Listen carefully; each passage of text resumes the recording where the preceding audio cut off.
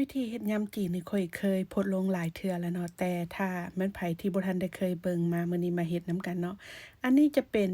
ผงเครื่องเทศที่ข้อยคั่วใส่หมักม่าดแล้วก็หมักเผ็ดแห้งเนาะแล้วก็เอาไปบดให้มุนละเอียดแต่แม่นไผที่หาพวกเครื่องเทศ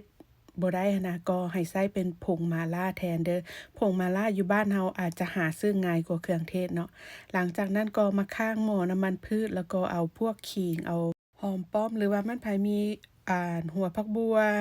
วใหญ่ก็เอาไปเจียวก็ได้เนาะเพื่อเพิ่มกลิ่นหอมหลังจากนั้นก็ตักพวกขิงพวกหอมป้อมนี่ออกหลังจากนั้นก็เอาน้ำมันร้อนๆนี่ลงไปเทใส่ผงหมักเผ็ดผงเครื่องเทศที่เราเตรียมไว้ก่อนหน้านี้เนาะหลังจากนั้นก็คนทุกอย่างให้เข้ากันดีหลังจากนั้นข้อยก็สิเอางาขาวคั่วตักลงไปเนาะงาขาวคั่วนี่แนะนำให้เอาไปตำพอหยาบๆเด้อเพื่อเพิ่มกลิ่นหอมเนาะหลังจากนั้นก็คนทุกอย่างให้เข้ากันอีกบาดหนึ่ง อันนี้จะเป็นเบสของยำจีนเนาะถ้าแม่นไผเฮ็ดยำน้อยหั้นนะก็ตักเอาน้อยหนึ่งเนาะแล้วก็ไปปรุงต่างหากส่วนที่เหลือก็สามารถเก็บเข้าในตู้เย็นไว้ได้เนาะแต่มื้อนี้ข้อยเฮ็ดหลายน้อยหนึ่งข้อยก็เลยใส่หมดนี้เลยจะปรุงรสชาติด้วยน้ำตาลเนาะ2บวงแกงแป้งนัวมักน้อยใส่น้อยมักหลายใส่หลายคะนอร์1บวงแกง หลังจากนั้นข้อยจะใส่น้ำส้มสายชูลงไป2บวงแกงเนาะถ้ามันไผบ่มีน้ำส้มสายชูนี่สามารถใส่มะนาวแทนได้เด้อน้ำซีอิ๊ว2บวงแกงบางสูตรก็จะใส่ซอสหอยนางรมลงไปนำแต่มื้อนี้ข้อยจะบ่ใส่เนาะข้อยจะปรุงซ้ำนี้ถ้าแม่นไผมีน้ำมันงาหั้นก็สามารถเอาน้ำมันงาลงไปนำก็ได้เนาะเพื่อเพิ่มกลิ่นหอม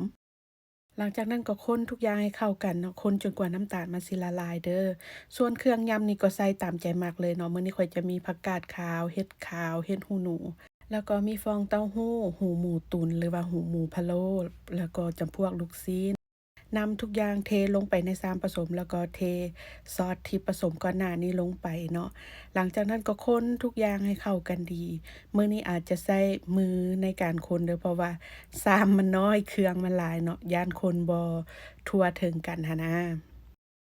ยำจีนสิให้แซ่บแท้ๆนี่ต้องมีพวกตีนไก่ปีกไก่นำแต่ว่า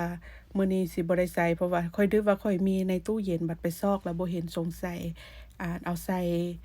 น้ำกระปุ้นหมดแล้วลืมหั้นนะหลังจากคนทุกอย่างให้เข้ากันดีแล้วก็ชิมรสชาติเนาะถ้าได้รสชาติตามใจมักแล้วก็ใส่ถั่วดินทอดลงไปสีมื้อนี้มันบ่เขียวปานใดข้อยก็เลยใส่หอมป้อมลงไปนำน้อยหนึ่ง หลังจากนั้นก็คนทุกอย่างให้เข้ากันอีกบาดหนึ่งแล้วก็ถือว่าแล้วเนาะยำจีนถ้าแม่นไผมักวิดีโอการแต่งกินของข้อยเนาะก็อย่าลืมกดไลค์กดแชร์เป็นกำลังใจให้แหน่เด้อเพื่อสิได้มีกำลังใจเฮ็ดวิดีโอใหม่ๆออกมาตลอด